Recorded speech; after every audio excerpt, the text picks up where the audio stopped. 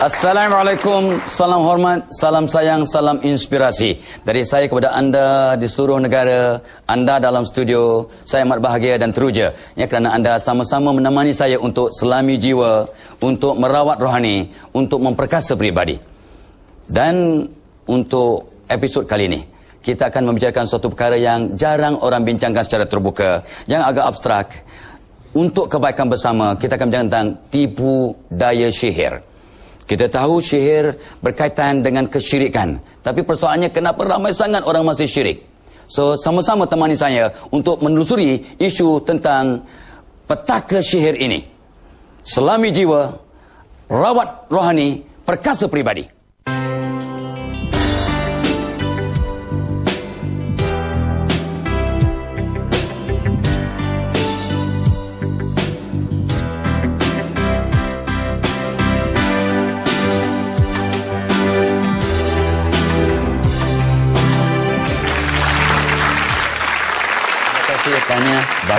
Bahagia saya anda semua sudi bertandang ke majlis ilmu saya, ya, untuk kita membicarakan tentang apakah masalah yang berkaitan dengan sihir, ya, tipu daya sihir.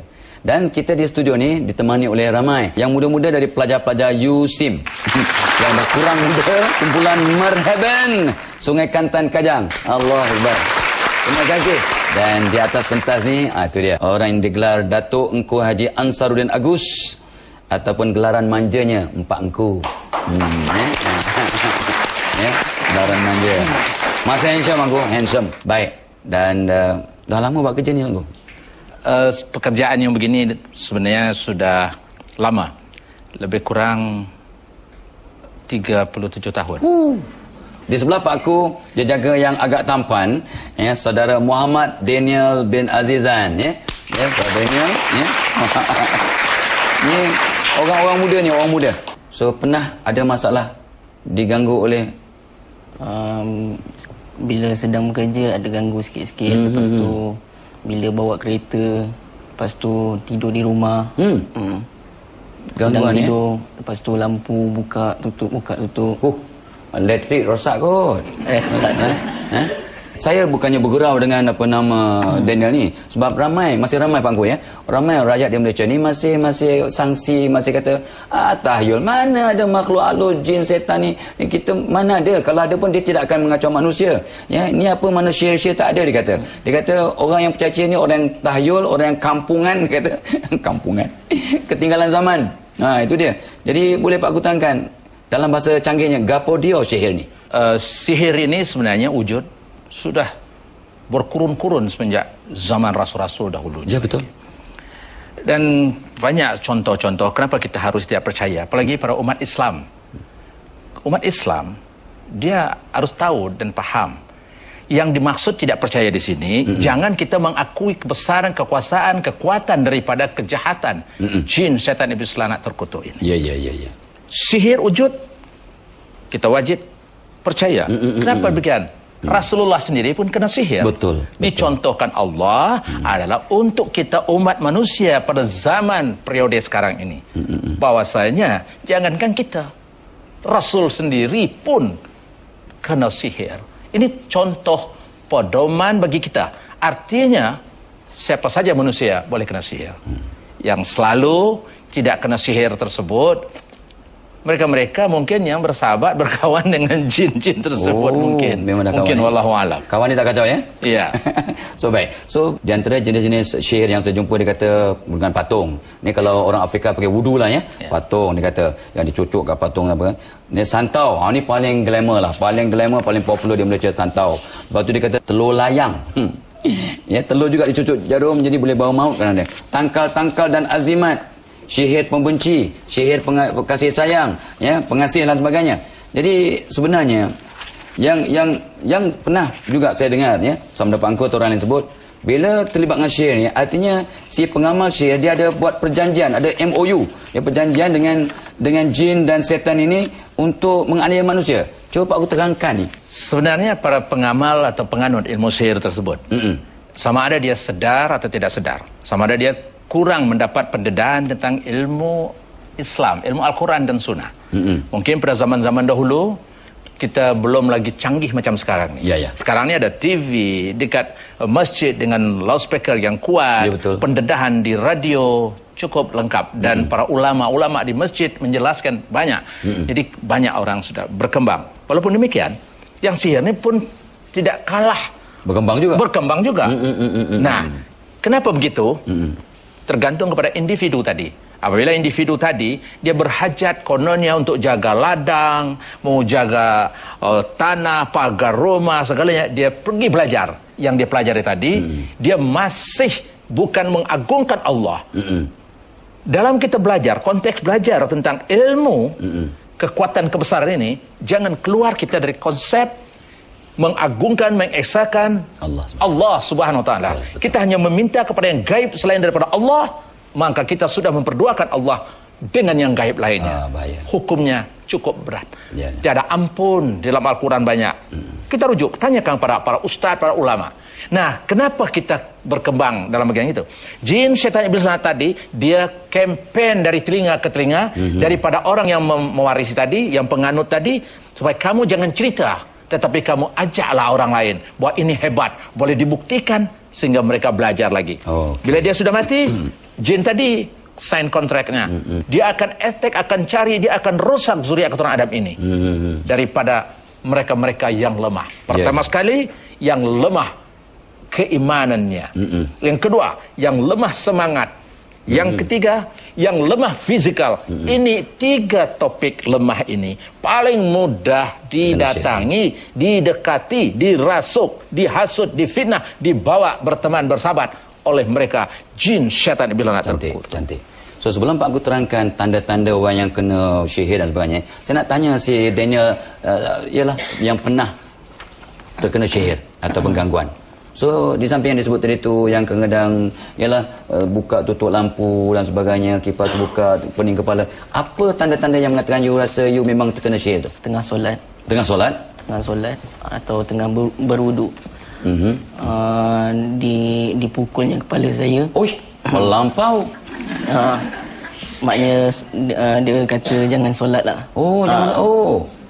Lagi? Sampai macam tu sekali. Lepas tu, melampau ya, kurang ngajar punya jin. Saya pun dah marah. Lepas tu? Bila macam saya tengah mengaji atau tengah bersolat, dia tutup saya punya Al-Quran. Wow. Baik, jangan ke mana-mana. Kita disuruh berhenti sebentar saja sebelum Pak Gu akan rumuskan apakah tanda-tanda orang yang kena sihir, santau dan gangguan jin ni.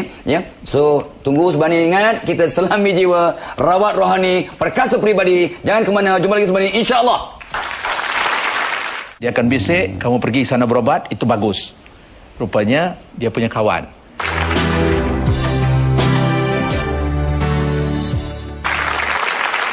Terima kasih. Alhamdulillah, syukur. Terima kasih. Masih lagi bersama kami dalam Selami Jiwa, dan kita bercakap tentang petaka dan tipu daya sihir yang amat merosakkan. Tadi bila disebut tentang masalah Daniel Pangku, so boleh Pak Gu ceritakan atau senaraikan apakah simptom, tanda-tanda orang kena sihir? Pertama sekali, mimpi-mimpi yang buruk, yang menggerunkan, menakutkan dan menjadi ingatan pada siang harinya. Mimpi itu selalu seminggu sekali ke, contohnya mimpi anjing, mimpi ular banyak masuk rumah, mimpi-mimpi buruk. 90% menurut kajian, sudah 30 tahun lebih saya analyze perkara ini, itu adalah di antara ciri-ciri orang yang sudah kena sihir. Mimpi makan, mimpi minum, itu tidak ada baiknya.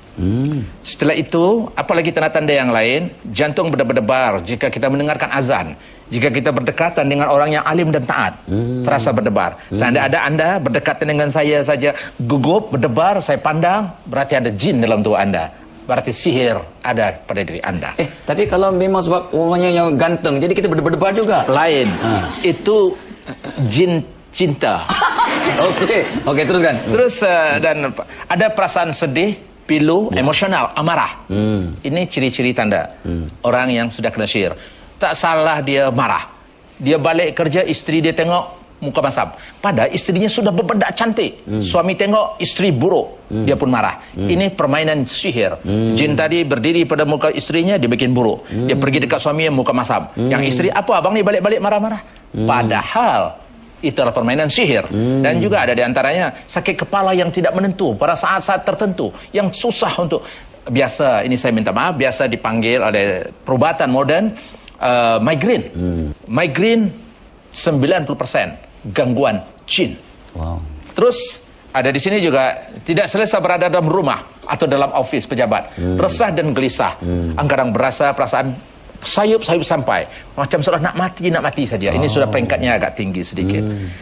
Dan yang paling berat lagi, melengah-lengahkan untuk menunaikan tanggung jawab solat, ibadah-ibadah yang diwajibkan. Kita lalai-lalaikan. Jadi dalam hal ini kita pun terlena. Padahal yang wajib kita selesaikan dahulu.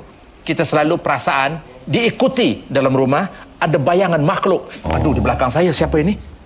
Itu sebenarnya mereka jin syaitan bila terkutuk. Dan banyak tanda-tanda lagi. Yang perempuan, dia anti kepada laki-laki. Padahal umurnya lebih 30 tahun. Bila dia suka, dia lari. Yang laki-laki suka, dia lari. Akhirnya tidak ketemu. Jauh daripada perkawinan. Ya? Apabila jauh daripada perkawinan, ini adalah kejahatan sihir jin syaitan iblis terkutuk. Sama ada datang sendiri, sama ada diantar oleh dukun, bomoh, laknat terkutuk yang dibayar oleh seseorang yang tidak puas hati. Saya cuma kasih pada isteri saya. Nanti saya agak benci, tak suka lah. Adakah kena jin? Mungkin ada kebencian tadi itu berlebihan, emosional. Oh, kalau berlebihan. Berarti itu jin. Apa tidak berlebihan, itu lumrah, wajar untuk mendidik.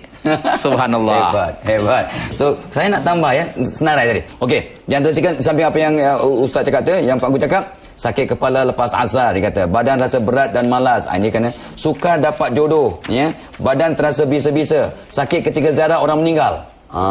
Dia sakit lain macam, sikatnya tak normal. Sukar tidur waktu malam, sakit pinggang tanpa sebab, sakit dada waktu asar ke atas. Mimpi lihat binatang, Pak kata Pak Gu tadi, seperti ular, ya. Lepas tu mimpi di tempat tinggi, ya. Mimpi jatuh. Mimpi bayi menyusukan bayi.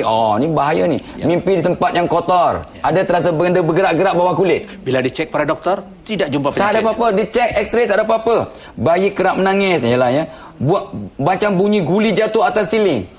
Ini bagus ni. Ini jin gurau-gurau main guli. Ya. Suami bertengkar, suami isteri bertengkar atas sebab-sebab itulah tadi. Tak ada sebab pun nak bertengkar, tapi bertengkar. Kata Pak Gu tadi. Ya. Okey, dan sebagainya, malas beribadat, betul. Ya, dan sebagainya. So ini dia. Kalau ada perubahan yang mendadak, yang tak normal, ceklah. Of course, saya akan galakkan orang pergi doktor dulu. Pergi doktor, betul tak? Pergi doktor. Pergi doktor tengok siasat. Kalau dia kata normal, tapi you ada masalah, sakit macam dia ni, sakit, dia kena sepak waktu sembahyang, tak. Doktor kata normal, tak ada apa-apa, ya. So mungkin kena minta rawatan. Yalah, saya pun sedihlah Pak Gu, ya. Kenapa orang tahu benda ni syirik, benda ni berdosa besar? Kenapa masih orang terjebak dengan benda-benda yang lewat sihir ni, Pak Gu? Kempen yang baik-baik itu kurang banyak. Makhluk halus untuk kempen yang buruk-buruk lagi banyak. Lagi banyak, ya. Dia akan bisik, kamu pergi sana berobat, itu bagus. Rupanya dia punya kawan. Dia dah kasih signal, telefon ni lagi canggih lagi. Dia kata, engkau hantarlah orang tu berobat saat ini, boleh bubuh lagi. Sehat 3 hari, nanti sakit lagi. Allah. Konsep dalam pengobatan ini diberi panduan. Pertama sekali kita istikharah, salat. Allah akan berikan petunjuk, insya-Allah. Terus yang kedua, kita perhatikan tempat berobat tadi agar jangan kita terpesong. Jangan dekati yang memakai tangkal menangkal. Kita sudah berpegang, kalau tak ada ini aku resah dan gelisah. Kalau tak ada pakai ini aku kena lagi. Berarti sudah memperduakan Allah dengan tangkal. Makanya diharamkan itu. Yang ketiga, tidak jelas apa yang dibaca oleh para perawat pengobat alternatif tradisional tersebut.